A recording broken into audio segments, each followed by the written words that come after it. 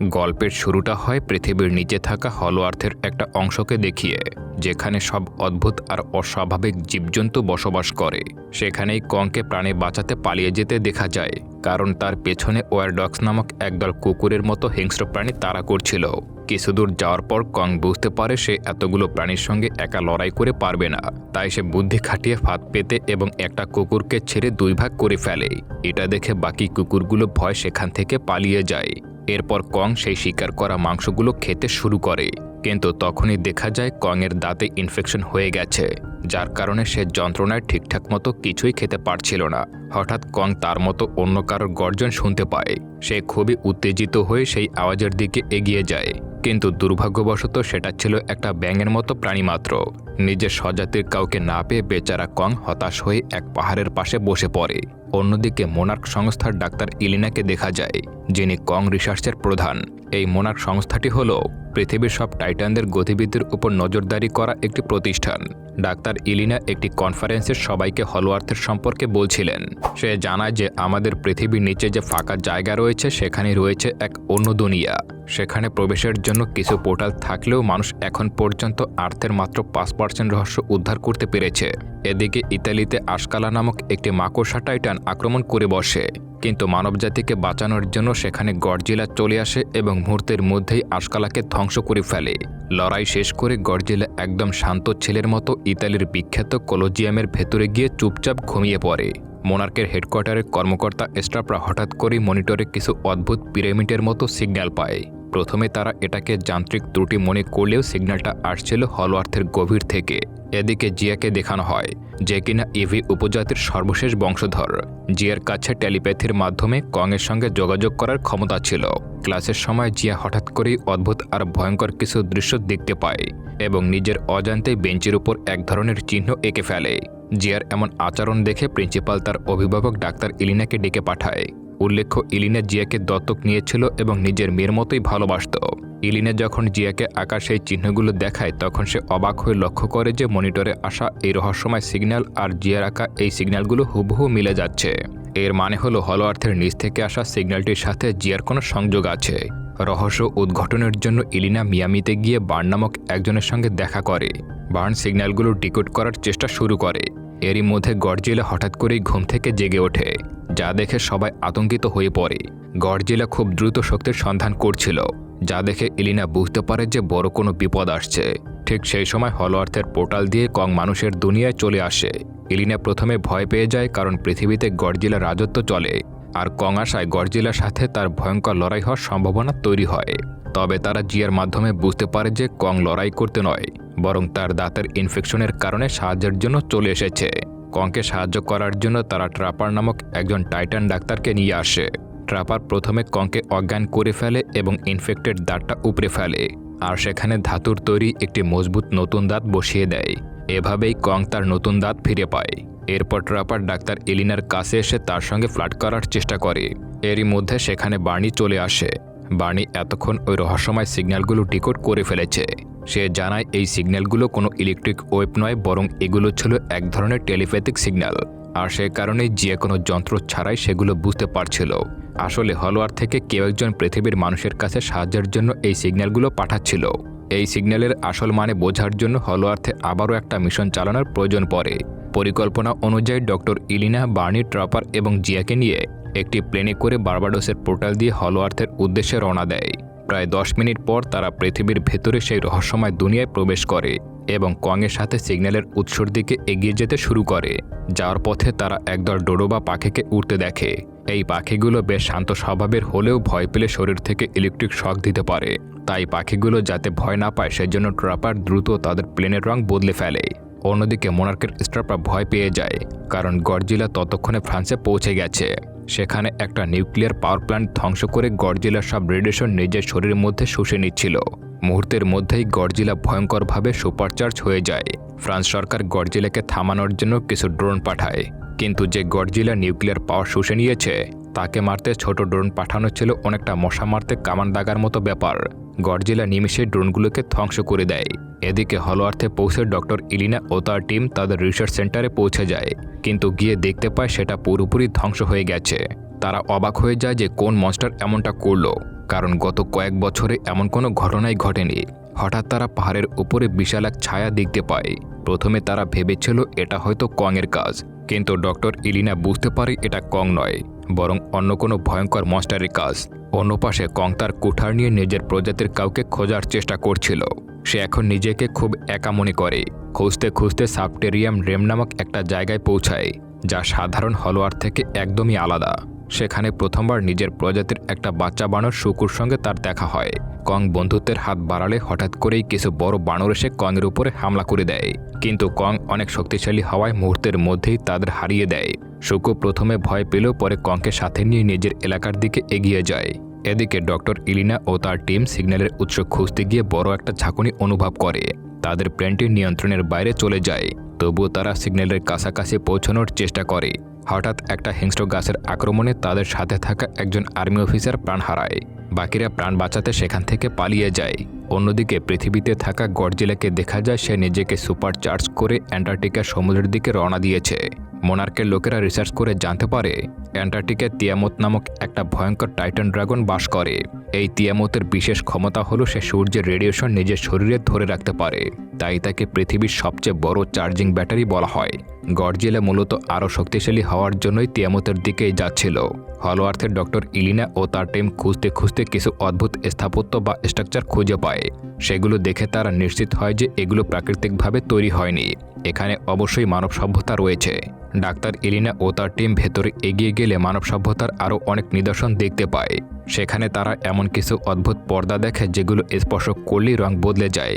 কৌতূহলী হয়ে ট্রাপার সেই পর্দা সরিয়ে ভেতরে তাকাতেই তাদের সামনে ভেসে ওঠে এক অদ্ভুত ও নতুন জগৎ।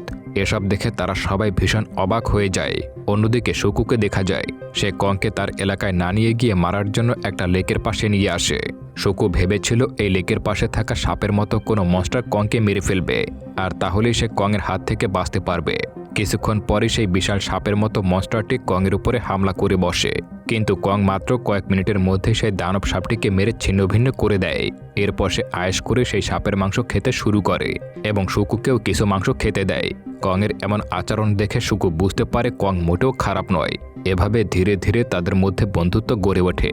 এদিকে পৃথিবীতে মোনার্ক সংস্থা লোকরা বুঝতে পারে গডজিলা তিয়ামতকে আক্রমণ করেছে তার শরীরের সব শক্তি নিজের মধ্যে শুষে নেওয়ার জন্য। গডজিলা আর তিয়ামতের মধ্যে এক ভয়ঙ্কর লড়াই শুরু হয়ে যায় এবং গডজিলা খুব সহজেই তিয়ামতের মতো শক্তিশালী টাইটানকে বের করে দেয়। অন্যদিকে ডাক্তার ইলিনার টিম যখন সামনের দিকে এগিয়ে যায়, তখন কিছু জঙ্গলি মানুষ তাদের চারপাশ থেকে ঘিরে ফেলে এবং বন্দি করে নিজেদের আস্তানায় নিয়ে যায়। সেখানে গিয়ে তারা অবাক হয়ে দেখতে পায় ওই এলাকার মানুষ এক উজ্জ্বল শক্তির মাধ্যমে নিজের সভ্যতা গড়ে তুলছে। এমনকি সেখানে বেশ কিছু পোর্টাল বা প্রবেশপথ রয়েছে, যার মাধ্যমে সরাসরি পৃথিবীতে আসা যাওয়া করা যায়। তারা যখন এসব দেখে অবাক হচ্ছিল, ঠিক তখনই এই সভ্যতার মহারানী তাদের সামনে হাজির হয়। দেখা যায় তারাও ঠিক জিয়ার মতোই মুখে কোনো কথা বলতে পারে না, বরং টেলিপ্যাথির মাধ্যমে যোগাযোগ করে। রানী টেলিপ্যাথির মাধ্যমে জিয়াকে জানিয়ে দেয় যে তারা হলো সবাই ইউভি সভ্যতার মানুষ। পার্থক্য শুধু এই যে জিয়ার লোকেরা থাকতো পৃথিবীর স্কাল আইল্যান্ডে, আর এরা থাকে এই হলো আর্থে। এদিকে শুকু কংকে নিয়ে তাদের এলাকার দিকে এগিয়ে যেতে শুরু করে। তারা দুজন একটা বিশাল টাইটান কঙ্কালের উপর দিয়ে হাঁটছিল। অবাক করা বিষয় হলো কংয়ের মতো ৩৫০০ ফুট লম্বা একটা টাইটানও এই কঙ্কালের কাছে একটা পিঁপড়ার মতোই দেখাচ্ছিল। প্রায় ৩ থেকে ৩৫০০ ফুট লম্বা এই দানবটিকে নিয়ে অনেক কাহিনী থাকলেও সেটা কিসের কঙ্কাল ছিল তার কোনো সঠিক ব্যাখ্যা এখনও পাওয়া যায়নি। অন্যদিকে ইভি সভ্যতার লোকেরা জানায় যে তারাই সাহায্যের জন্য পৃথিবীতে সিগন্যাল পাঠিয়েছিল, কারণ খুব শীঘ্রই এক ভয়ঙ্কর যুদ্ধ শুরু হতে চলেছে। যুদ্ধের বিষয় বিস্তারিত জানানোর জন্য তারা টিমকে নিয়ে একটা গোপন গুহায় প্রবেশ করে। গুহার দেয়ালে খোদাই করা চিত্র থেকে বোঝা যাচ্ছিল যে আগে পৃথিবী আর হলো আর্থের সবাই শান্তিতে থাকত। তখন প্রকৃতি রক্ষার দায়িত্ব ছিল গডজিলা প্রজাতির উপর, আর মানবজাতিকে রক্ষার দায়িত্ব ছিল কং প্রজাতির উপর। কিন্তু কং প্রজাতির মধ্যে একজন ছিল খুবই লোভী, যে পৃথিবী এবং হলো আর্থ উভয় জগতই নিজেদের দখলে নিতে চেয়েছিল। সে তার দল নিয়ে গডজিলা প্রজাতির উপর হামলা করে এবং তাদের প্রায় ধ্বংস করে ফেলছিল। গডজিলা কোনো মতে সেই লোভী বানরটিকে হলো আর্থের এক গভীর এলাকায় বন্দি করে রাখতে পেরেছিল। সবাই সেই ভয়ঙ্কর বানরকে শার্ক নামেই চেনে। শুকু কংকে নিয়ে তাদের রাজ্যে পৌঁছানোর পর দেখা যায় সেখানে অসংখ্য বানরের উপর রাজত্ব করছে সেই নিষ্ঠুর রাজা শার্ক। সে বাকি বানরদের দাসের মতো খাটাতো এবং তাদের উপর অকথ্য নির্যাতন করত। এইসব দেখে কং ভীষণ রেগে যায় এবং রাগে হুঙ্কার দিয়ে ওঠে। কংয়ের সেই গর্জন শুনে শার্ক সেখানে ছুটে আসে। তাকে দেখে বাকি বানররা ভয় পালিয়ে গেলেও আমাদের কং মোটেও ভয় পাওয়ার পাত্র ছিল না। সে লড়াইয়ের জন্য সামনে এগিয়ে আসে। এরপর ডক্টর ইলিনা ও তার টিমের সামনে কং আর শার্কের মধ্যে এক ভয়ঙ্কর লড়াই শুরু হয়ে যায়।